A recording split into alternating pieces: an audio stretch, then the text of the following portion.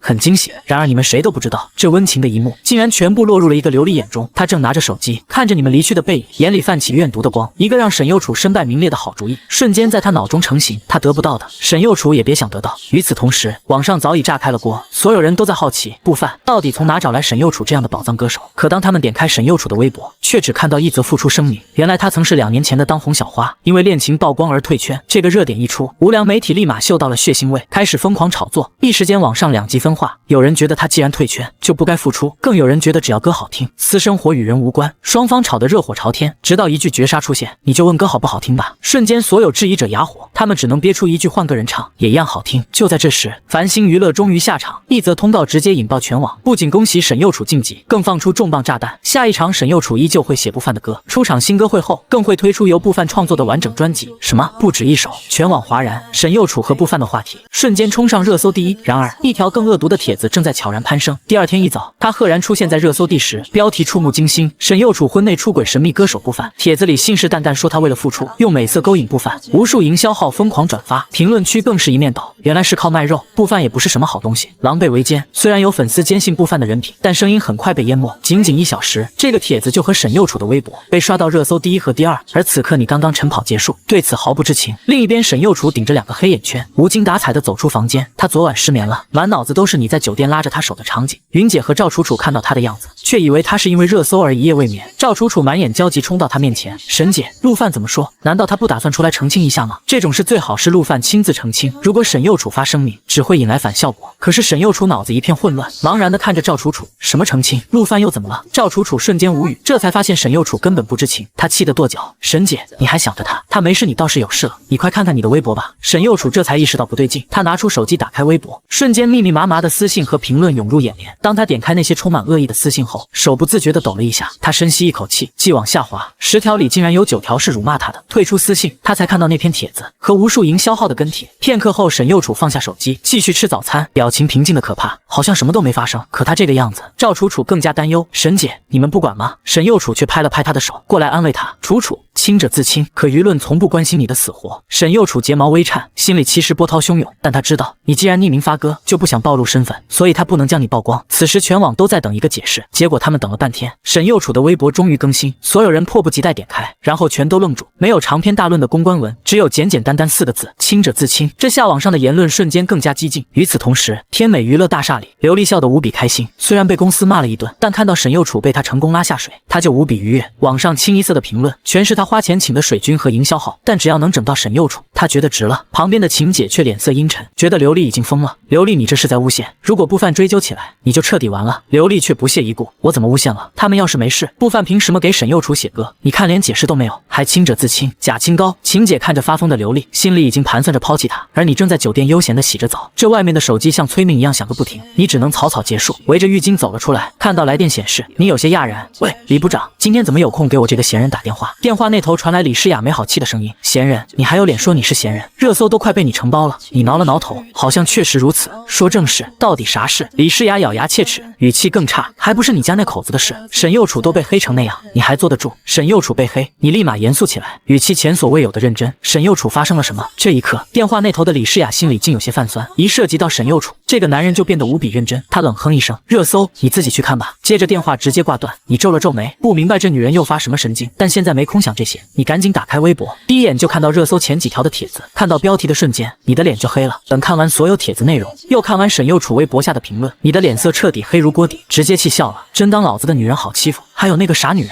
这么大的事竟然不告诉我，自己一个人扛。你只想当面质问那个笨蛋到底有没有把我当老公，但在那之前，你还有事要做。既然有人想玩，那就玩个痛快。刘丽怎么也想不到，打脸来得如此之快，如此迅猛。她还没高兴多久，就瞬间陷入惶恐。她怎么也想不到，那个神秘的不凡，竟然就是她眼中的小白脸。上午10点，全网还在津津乐道沈佑楚的塌方事件，谁知不凡的短视频突然被刷爆。作为事件的另一个主角，坐拥千万粉丝的神秘大佬，他一发视频，根本不需要平台推流，粉丝们就自发将视频顶上热门。不凡竟然露脸自证了，所有人都没想到他会在这个节骨眼毫不犹豫地站出来。可当大家点开视频，却瞬间傻眼，这哪是什么自证视频，这分明就是一份狗粮加讨伐檄文。视频里你面色严肃，大家好，我是不凡，我刚睡醒就看到网上一些很不好的言论，很多人质疑我为什么给沈佑楚写歌，甚至造谣他婚外情。你对着镜头，声音陡然提高，我在此只想大声问一句，我特么给我老婆写歌，怎么了？怎么了？我老婆不愿意搭理你们，我可不惯着你们。什么亲者自亲，不存在的。你冷笑一声，眼神锐利，本来想以普通人的身份和你们相处，换来的却是疏远。不好意思，我不装了，我摊牌了，我叫陆范。当初我和沈佑楚因为恋爱双双退圈，后来结婚一直到现在。至于我为什么叫不凡，现在你们知道了，开心了。我还要跟那个发帖的人以及那几个营销号说，不好意思，我已经收集了证据，你们一个也跑不掉。对了，还有那些水军，有一个算一个，通通等着律师函吧。视频一出，全网瞬间震惊到无以复加，吵了半天，结果人家特么的本来就是夫妻，谁都没想到神秘的不凡竟然就是陆凡，离了大谱。这个视频在这一刻疯狂传播，你的粉丝们更是像疯了一样，将视频转发到微博，哈哈哈哈哈哈！我就站在这看谁还敢造谣，他们本来就是一对神仙眷侣，早上的喷子呢，睁大你们的狗眼看看。就在大家还在讨论视频时，繁星娱乐的微博立即跟上一则法务部通知，直接甩出受陆先生委托，对于网上的不实言论与造谣将持续跟进，现已向发帖者与营销号公司递交律师函，相关的账号将会全部封禁。这则通告一出，微博瞬间沸腾，眼前的网友突然发现，之前热搜上的帖子已经被全部清空，发帖人甚至直接注销了账号。没过多久，微博官方下场，经过核实查证，目前已封禁1500个发布不实言论的账号。网络不是法外之地，随着微博官方通告一出，你发布的视频直接被顶到热搜第一，而沈佑楚的微博也瞬间占据第二。短短时间内，宠妻狂魔和亲者自亲两个热词相继而出，无数吃瓜大军疯狂刷着你的金句。我老婆不愿意搭理你们，我可不惯着你们。可此时魔都的公寓里，沈佑楚对这一切浑然不知，他正抱着女儿婉婉悠闲地看着动画片。就在这时，赵楚楚像一阵风冲了过来，她脸上洋溢着激动的笑，直接将手机对到沈佑楚脸上。沈姐，你快看，他发视频了。沈佑楚疑惑地抬起头，赵楚楚恨铁不成钢的跺脚，沈姐，你这么温柔，以后可怎么办？你真该学陆范，你看看他，直接硬刚，太爽了。沈佑楚接过手机，点开视频，那熟悉又霸道的声音瞬间从听筒里传出。当他看完整个视频，小嘴微张，脸上写满了惊讶。赵楚楚还在一边叽叽喳喳，沈姐，你知道现在网友怎么说他吗？宠妻狂魔，哈哈，太有趣了。听到这4个字，沈佑楚的脸颊悄然红润，心里泛起一丝甜蜜。有谁不愿被宠着呢？想到这，他直接抛下女儿，快步走回房间。客厅里只剩剩赵楚楚和婉婉大眼瞪小眼。然而回到房间的沈佑楚拨号界面却犹豫了，打过去说什么？说他那些话太羞人，那不就承认自己害羞了？还是说他对的好？那他会不会觉得自己是个小气鬼？他烦躁地扑到床上，把脸埋进被子里，像个小女孩一样踢着腿。最终他还是鼓起勇气，直接打去语音。下一秒电话秒接，你那好听的声音传来，喂。沈佑楚小脸埋在被子里，憋得通红，闷声闷气地问，喂，你现在在干什么？谁知等来的不是回答，而是你的嘲笑声。呵，你在干嘛？表演用被子闷死自己吗？沈佑楚惊呼一声，猛地抬起通红的小脸，一脸惊慌。他怎么知道我在做什么？直到他看到手机界面，这才猛然惊醒，自己不小心点的竟然是视频通话。大大的社死二字瞬间写在脸上。沈佑楚微张着小嘴，当场石化，茫然地看着视频那头的你，而你摸了摸鼻子，心想这样的他意外的可爱。下一秒，沈佑楚嘤咛一声，又像鸵鸟般将脸埋进被子里，再也不愿起来。丢死人了！沉闷的声音从被子中传来，你不许笑！你终于识趣的停止笑声。好，我不笑。我刚准备出门去公寓，你要来接我吗？那你在那等我。沈佑楚这才抬头，一双水汪汪的杏仁眼盯着屏幕，俏脸依旧红润。他没问你为什么发那个视频，有些事似乎已无需多问，只是他没问，你却主动开口，语气瞬间严肃。不过有些话我还是要说。沈佑楚，你都被黑成什么样了？为什么不告诉我？你到底把我当什么了？沈佑楚沉默了。你问他把你当什么，他竟然也有些茫然。可下一秒他就得到了答案，是喜欢。他喜欢改变后的你，喜欢你小心翼翼照顾他们母女的样子。只是过往的经历让他不敢轻易敞开心扉，然而你等到的却是长久的沉默。紧接着你失落的声音再次响起，不说也没关系，我在楼下，你来接我吧。视频猛然挂断，沈佑楚这才回过神，想起你刚刚的语气，他的心突然如针扎般刺痛。自己让他失望了吗？他猛地从床上爬起，只想快点见到你，脚步也跟着飞快地冲向门外。你上了车，情绪却没什么波动，只是静静看向窗外。然而沈佑楚没有发动车子，反而转过身，紧紧盯着你的侧脸。他深吸几口气，终于开口，陆范，对不起。你这才转过头，看着他微红的眼眶，心里一阵苦笑。你何曾拥有过，又谈何失去？于是你轻声开口，不用道歉，其实我不是你想的那个陆范，你不用内疚。谁知沈佑楚却死死盯着你，那陆范是你吗？你瞬间怔住，你想起游乐场时他也问过你同样的问题，你挠挠头，只能回答，我是陆范。那你就是我想的那个陆范。他坚定的回答让你彻底愣住，你努力握紧颤抖的拳头，终于说出心底的恐惧，可我害怕，我怕哪一天你们不需要你了。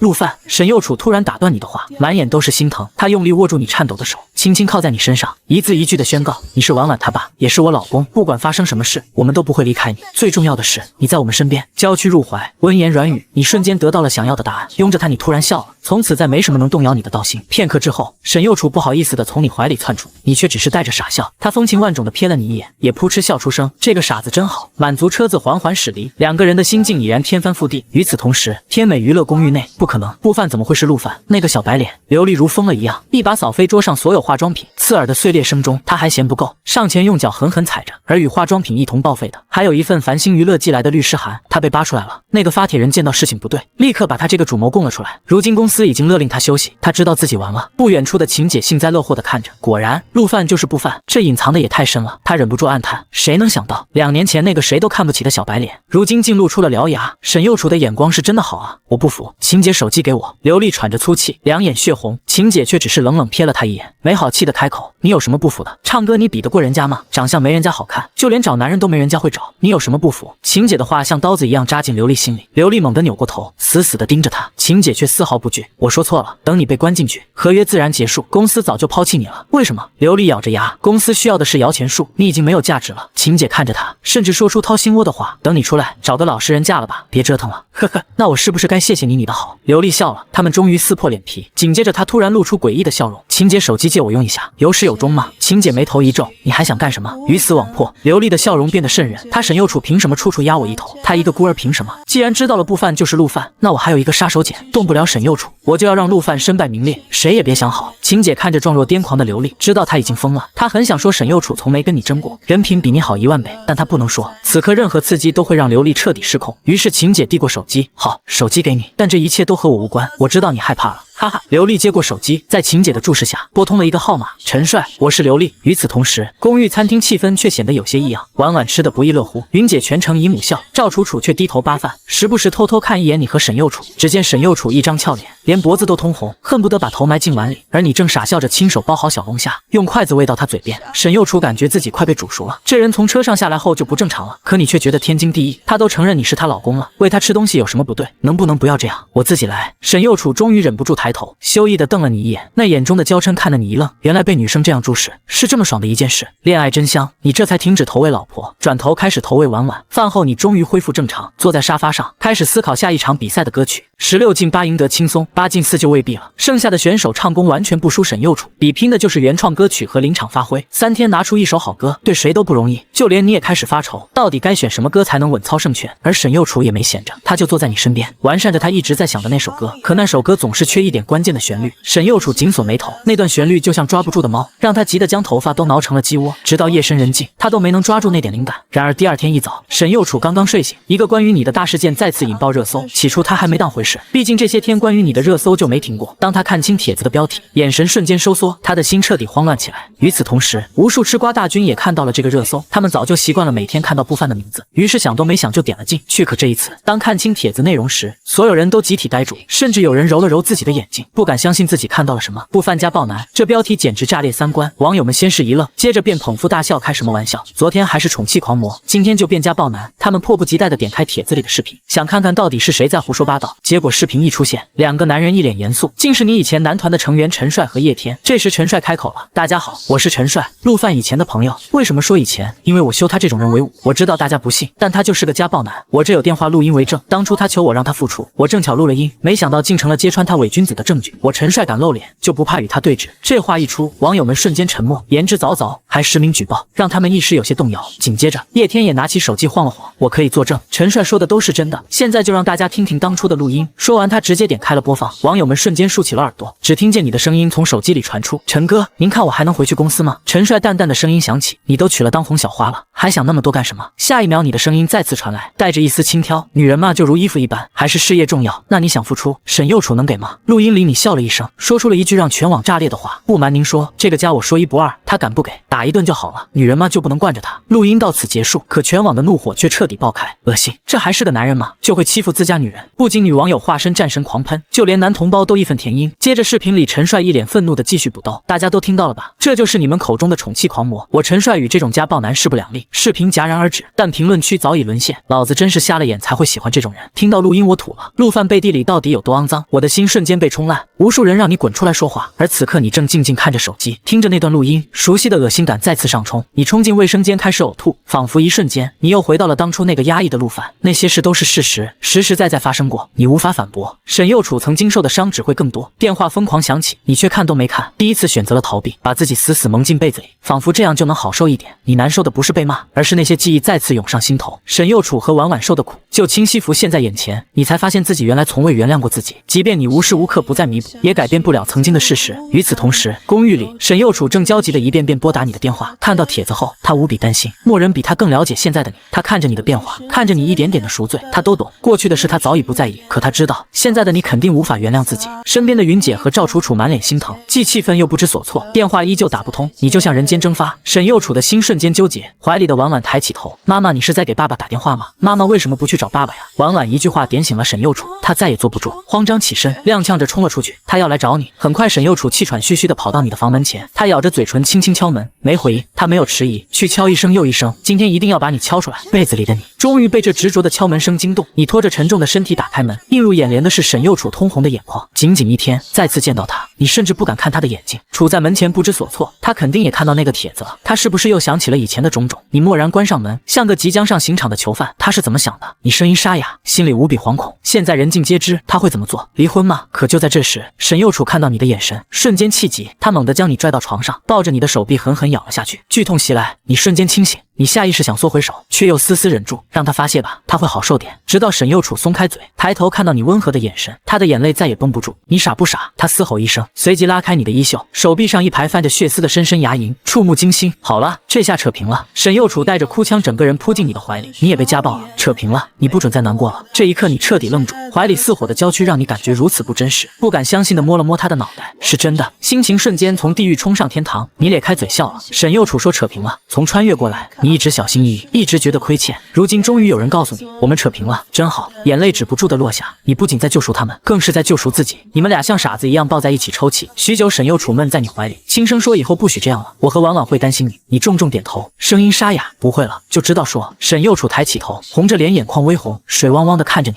忽然，他像是想到了什么，眼中爆发出难掩的激动。对了，我好像想到那个旋律了。什么旋律？你忍不住上手揉了揉他的小脑袋，你这像在揉狗头一样，就是我一直在创作的那首歌。现在突然有灵感了。话音刚落，他就挣脱你的怀抱，趁热打铁。你有些遗憾的挠挠头，从背包中拿出曲稿纸递给他。本来我想今晚写歌的，你来吧。沈右楚红着脸点点头，盘腿坐在床上，迅速开始创作。他哼着小调，笔尖飞舞，片刻功夫，一首完整的曲子跃然纸上。他欣喜地抬起头，直勾勾望着你，终于做出来了。你要看一下吗？你温和地摇摇头，我更想你能唱给我听。沈右楚的脸更红了，小声说：“还没歌词呢，哼唱也行。”你笑着催促，终于他羞涩点头，没有伴奏，只有他轻柔的哼唱声响起。然而旋律入耳的刹那，你直接愣在原地，目光里满是震惊。这个旋律你听过，是在你的原世界，你不敢相信。你继续认真听着，直到一段哼唱结束。等一下，你突然打断他，匆忙拿起纸笔，在上面飞快地写着什么。沈右楚一脸懵，可当他凑过脑袋看到你在写的东西时，眼中陡然爆发出万丈光芒，纸上赫然写着大字“勇气”，竟然是歌词。你只是听他哼唱了一遍，就写出了歌词。沈右楚凑近一看，瞬间惊喜，这歌词正是他梦寐以求的，甚至比他想的还要好。他红着脸，目光从歌词转移到你认真的侧脸上。这一刻，他鬼使神差般忍不住轻亲了你的侧脸一下，你的手猛然一抖，笔墨瞬间晕开，你整个人如遭雷击，右脸上那湿润柔软的触感，清晰的仿佛烙印。你低头看着纸上的歌词，心里早已炸开了花。这就是沈右楚想要的勇气。而沈右楚听完之后，瞬间就慌了，他低着头，恨不得找个地缝钻进去。幸好你没什么反应，否则他肯定要狼狈而逃。你当然知道他脸皮薄，于是强忍着心中的狂跳，继续写完歌词。最后，你才故作若无其事地将歌词递给他，看看这次能完整的唱给我听了。一曲唱罢，你笑着点头，很好听。下一场比赛稳了，是你的歌词好。若是没有老婆大人的曲子，我也想不到这样的歌。商业互夸开始，可谁知老婆大人4个字一出，沈右楚瞬间破防。他像只鸵鸟，把脸埋进怀里，心里又羞又甜。然而你还没欣赏够这美景，刺耳的手机铃声猛然打破了房间内的暧昧气氛。你拿起手机，屏幕上赫然是李部长的备注。你挑挑眉，看来李诗雅也看到了帖子。电话刚一接通，你依旧温和的开口：“喂，有什么事吗？”电话那头的李诗雅明显一怔，她小心翼翼地问网上有些不好的言论，你不去澄清一下吗？你下意识看向沈右楚，他正假装认真地看着曲稿，可那游离的眼神却出卖了他。你对他俏皮的眨眨眼，他的小脸瞬间爆红，慌乱地移开目光。紧接着，你对着电话平静地投下一枚炸弹：“不用澄清，那都是真的。”电话那头瞬间陷入死寂，半晌后，李诗雅难以置信的声音才传来：“为什么？我不相信，我印象中的你。”你却直接打断他：“李部长，你又了解我多少呢？网上那些是真的，做错事就要受罚。至于那些言论，由他们说吧。”你的目光自始至终都落在沈右楚身上，温柔无比。只要我在乎的人懂我就够了。电话里再次沉默，李诗雅的声音带着明显的失落：“好，我明白了，那我挂了。”你刚放下电话，沈右楚的声音悠悠传来：“你太冷漠了，这样不好。”你满头问号，自己冷漠吗？谁知沈右楚又补上一句，眼眸微暗：“那个御姐应该喜欢你的。”什么？李诗雅喜欢我？你挠着脑袋，瞬间感觉一阵头大。我只把她当普通朋友，可你怎么知道？沈右楚猛然抬头死盯着你，语气无比坚定：“感觉，我相信我的感觉。”你挠着头，一脸真诚：“你感觉错了，我是有老婆孩子的人，我对别人动感情很不礼貌，爱情就该认真且专一。”看着你诚挚的目光，沈右楚轻轻点头，可是他心里却涌起一阵紧迫感。你不喜欢别人，不代表别人不喜欢你。那个御姐比他优秀太多。你疑惑地看着他，仔细回想刚才的对话，突然你明白了什么。你眼中带着笑意，推了推他的手臂：“你这是吃醋了？”沈右楚整个人瞬间慌乱，脸色爆红：“没有。”声音虽大，反应更大：“破案了，就是吃醋。”你嘴角的笑意更浓，静静看他表演。谁知沈右楚越掩饰越慌张，又羞又恼，终于他再也扛不住你的目光，摆烂似的将曲稿扔在床上：“对，我就是吃醋了，谁让有那么一个大美女喜欢你？”你的笑容越来越盛，下一秒你猛然俯身靠近他，声音充满蛊惑：“那要不我给你盖个章，这样你是不是就不会吃醋了？”你的脸凑得极近，呼吸都拍打在他脸上。沈右楚的心跳瞬间如肋骨，越跳越快，仿佛要从嗓子眼蹦出来。紧接着在你的注视下，他竟慢慢闭上眼睛，小嘴微微戳起。你心中一喜，闭上眼缓缓凑了上去。随后，沈右楚就要参加新歌会8进4的比赛了。此刻他正在繁星娱乐练歌。你回到公寓，只有保姆云姐带着女儿婉婉在家。云姐对你的态度复杂，既感激你最近的改变和帮助，又记得你以前对沈右楚的伤害。不过看到你如今对妻女的关爱，她也感到欣慰，并告知你沈右楚正在公司。你闻言决定带着婉婉去探班，给老婆一个惊喜。此时网络上关于你的骂声依旧，网友们甚至成立了声讨群，期待沈右楚能借此机会离婚。然而沈右楚的微博却突然更新了一条置顶：今生的遇良人，何其幸甚！君子改错，人皆养之，我心亦然。这2句话瞬间让网友们炸锅，纷纷猜测沈佑楚是否被控制。你带着婉婉来到繁星娱乐，偶遇了也是参赛选手的陈倩。陈倩是沈佑楚的粉丝，见到你本人后，觉得你和善可亲，还向你要了签名。随后你来到录音室，隔着玻璃看着认真唱歌的沈佑楚，眼中满是温柔。一曲终了，沈佑楚看到你们父女俩惊喜万分，羞涩又甜蜜地喊了一声老公。新歌会第2期比赛如期而至，热度空前。你带着婉婉戴着口罩低调来到现场，沈佑楚的对手是盛世娱乐的邵飞白。比赛开始前，现场观众大声质问沈佑楚微博是否本人所发，否被胁迫。沈佑楚目光坚定，看着台下的你大声宣布：喜欢，我喜欢陆范，他很好，有些喜欢是命中注定。随后大屏幕显示歌名勇气，作词陆范，作曲沈佑楚，前奏响起，沈佑楚深情演唱，歌词直击人心。这赤裸裸的告白让全场观众和网友都骂了，原来这不是批斗会，是撒狗粮。现场一曲终了，舆论风向大转，大家纷纷祝福这对双向奔赴的恋人。最终沈佑楚以高票晋级4强。赛后繁星娱乐顺势发声澄清你并未家暴，两人是双向奔赴。当晚你牵着沈佑楚的手在街头散步，你们像热恋情侣一样逛小吃街看电影。在电影院里，你情不自禁偷亲了沈佑楚，惹得他羞涩不已。虽然你们之间还有些小误会和小别扭，但感情却在迅速升温。短暂相聚后，你带着婉婉回江城，沈佑楚留在魔都备战。回到江城，你忙着给婉婉找幼儿园，虽然错过了报名时间，但凭借不犯小公主的人气，你还是顺利的在江花幼儿园给她报了名。与此同时，魔都的阴谋正在酝酿。繁星娱乐的前高管尹平为了报复，联合了新歌会的导师王斌和冉小小，企图在下一场比赛中做手脚，让沈佑楚输给陈倩。他还找来了所谓的音乐教父无面给陈倩写歌。新歌会第3期4进2比赛，沈佑楚对战陈倩，主持人陈雪儿故意挑事，问沈佑楚新歌是否还是你所写。沈佑楚从容应对。比赛中，沈佑楚带来了一首《花海》，唯美的前奏瞬间将观众带入意境。沈佑楚的演唱深情款款，仿佛是一场个人演唱会，全场掌声雷动。相比之下，陈倩的甜歌虽然也不错，但在《花海》面前显得黯然失色。然而投票环节却出了意外，虽然高宇投给了沈佑楚，薛宇投了陈倩友情票，但王斌和冉小小竟然都投给了陈倩，导致陈倩票数领先，全场哗然，黑幕之声四起。然而关键时刻，薛宇站了出来，不好意思，主持人打断一下，这次的票有问题，在这我要向沈佑楚向观众们道歉，对不起。我之前得到繁星娱乐运营部长尹平的消息，他告诉我陈倩与沈佑楚同属繁星娱乐，如果双方差距过大的话，让我投一票友情票给陈倩，不要让她输得太难看。可是现在反而让陈倩晋级了，我觉得我有责任。今天因为我的原因导致沈佑楚被淘汰，我辞去新歌会导师这个责任。陈倩更是直接宣布弃权，表示沈佑楚的花海远胜自己。真相大白，节目组导演任超紧急救场，宣布重新投票并剔除涉事导师，最终沈佑楚成功晋级。事后尹平被繁星娱乐开除，涉事导师也身败名裂。无面则因为自己的歌输给了你，心生怨恨，在微博上公然挑衅你，并下了战书要在决赛中一决高下。无面的挑衅引爆了网络，媒体大肆渲染新老对决，你也不甘示弱，回应你要站那边站。盛世娱乐趁机邀请无面为决赛选手苗安云写歌。决赛第一场的关键词是悲惨恐怖，这对擅长此类风格的无面来说是天赐良机，而对你来说则是全新挑战。沈佑楚为此忧心忡忡，你却显得胸有成竹。为了寻找灵感，沈佑楚甚至陪你看恐怖片，结果自己被吓得不轻，反倒促成了你们的亲密接触。第二天你拿出了新歌，决赛当晚万众瞩目，苗安云率先登场，演唱无面创作的《哀变》。歌曲前半部分描绘癌症患者的痛苦，后半部分则是压抑的纯音乐，虽然有些晦涩，但艺术性极高。无面对此自信满满。接着沈佑楚登场，身穿大红嫁衣，头戴凤冠，妆容却凄美哀怨，眼神空洞。歌名简缓缓打出，音乐响起，二胡琵琶交织出悲凉的旋律。沈佑楚开口，戏腔惊艳全场。歌词描述的是一场冥婚，字字不提悲，却句句透着含义。随着歌曲推进，唢呐声骤然响起，将气氛推向高潮。那种深入骨髓的悲凉与恐惧，让全场观众头皮发麻。沈佑楚全程未眨眼的演绎，更是被网友奉为最美鬼新娘，空以压倒性的优势击败了癌变。沈佑楚以4比0的导师票和88的观众票大获全胜，无面彻底溃败，兑现承诺放弃音乐教父称号并道歉。赛后你在场外等候沈佑楚，沈佑楚告诉你赵楚楚已经走了，自己没带公寓钥匙。你们心照不宣的来到了酒店，酒店房间里气氛暧昧而紧张。你洗澡出来发现沈佑楚正在哭泣，他袒露心声，觉得自己配不上你，越靠近越害怕失去。你温柔地捧起他的脸，告诉他你以前也很自卑，是他给了你心动的感觉，这一切都是上天最好的安排，老天安排的最大。你的话让沈佑楚破涕为笑，你们紧紧相拥，终于在这一刻彻底明白了彼此的心意，两颗心毫无保留地贴在了一起。未来的路，你们将携手共度，无论是风雨还是荣耀，都将共同面对。